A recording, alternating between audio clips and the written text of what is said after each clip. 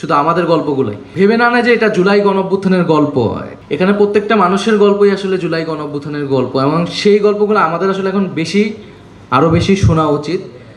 কারণ ফলে আমি এই জন্য বারবারই এটা বলি, আমি যখন বলি এটা আমার গল্পটাই বলি, আসিফ যখন বলে আসিফের গল্পটাই বলে। আর একটা বিষয় হচ্ছে এই 36 দিনের আন্দোলন, আমি যদি কখনো বই লিখি বা আমি যদি আরও বিস্তারিতভাবে জুলাইকে নিয়ে লিখতে চাই, তাহলে এই 36 দিনের থেকেও আমার কাছে গুরুত্বপূর্ণ হচ্ছে তার আগের যে 5-7 বছর, যেটার মধ্যে দিয়ে আমরা বড় হয়েছি, আমাদের চিন্তা ভাবনা, আমাদের ভিতরে ক্ষোভ বিক্ষোভ তৈরি হয়েছে। আসলে আমি তো 2017 সালে ক্যাম্পাসে প্রবেশ করছি বা শুরু করছি, তারপর 2018 সাল কোটা সংস্কার, আমাদের যে একটা জার্নিটা আছে গত 5-7 বছরে হয়েছে। বিএনপি যেমন তার 15 বছরের একটা জার্নি আছে, বা বিএনপি সহ বিরোধী দলে তাদের একটা নির্যাতন বা লড়াইয়ের গল্প আছে। তো এই প্রেক্ষাপটটা খুব গুরুত্বপূর্ণ আমার কাছে মনে হচ্ছে এই জুলাই হওয়ার ক্ষেত্রে। কারণ আমরা কোটা সংস্কার এবং নিরাপদ সড়ক 18 সালের, এটা কিন্তু আমাদেরকে ব্যক্তিগতভাবে আমাকে অনেক প্রভাবিত করছে। আমরা যখন এই আন্দোলনটা শুরু করি, এই আন্দোলনটা কিন্তু অনেকটাই সেই আন্দোলনের মতো করেই নিরাপদ সড়ক বিভিন্ন জায়গায় জায়গায় ব্লকেড হয়েছে। তো ব্লকেটটা কিন্তু সেইটার আগে কি হয়েছে, মানে সেই আমাদের মাথায় ছিল ওইটা যে সবাই স্কুল কলেজে সবাই বের হয়ে আসবে, ওই সিনারিওটা কিন্তু আমার মাথায় সবসময় হিট করতো। তো তো ওই প্রেক্ষাপটের ভিতর দিয়ে তো আমরা আসলে তৈরি হয়েছি।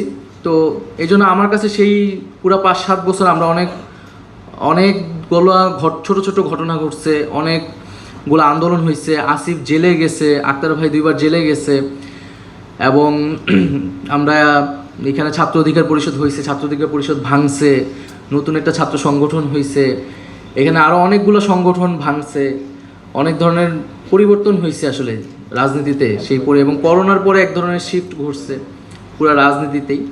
তবে এটা সত্য যে আমরা গত 5-6 বছর ধরেই আমরা একটা গণ অভ্যুত্থানের জন্য অপেক্ষা করতাম সবসময়। এই হাসিনা সরকারের পতন একদিন ঘটবে, এটা আমাদের একটা কামনা ছিল সবসময়। কারণ আমার নিজের কাছে মনে হইতো যে আমি ঢাকা বিশ্ববিদ্যালয়ে পড়ছি বা ছাত্র রাজনীতির সাথে যুক্ত বা ছাত্র হিসেবে আছি, যে আমি আমার পরবর্তী প্রজন্মকে আসলে কি বলবো যে একটা ফ্যাসিস্ট সময় আমরা বিশ্ববিদ্যালয়ে পড়ছি, যে বিশ্ববিদ্যালয়ে এত আন্দোলন, এত ইতিহাসের গল্প, অথচ আমরা ব্যর্থ, আমরা কিছুই করতে পারি নাই। এবং শেষের দিকে মনে হইতো এই ব্যর্থতা নিয়ে আসলে আমাদেরকে ক্যাম্পাস থেকে বের হইতে হবে। তো এটা বাংলাদেশের জনগণ এবং উপরওয়ালাকে ধন্যবাদ যে এই ব্যর্থতা আমাদেরকে নিয়ে বের হইতে হয় নাই, বরং একটা সফলতা নিয়ে আমরা বের হইতে পারছি বিশ্ববিদ্যালয় থেকে, যে সরকারের পতনটা ঘটতে পারছে এবং সেখানে আমাদের কিছুটা ভূমিকা ছিল।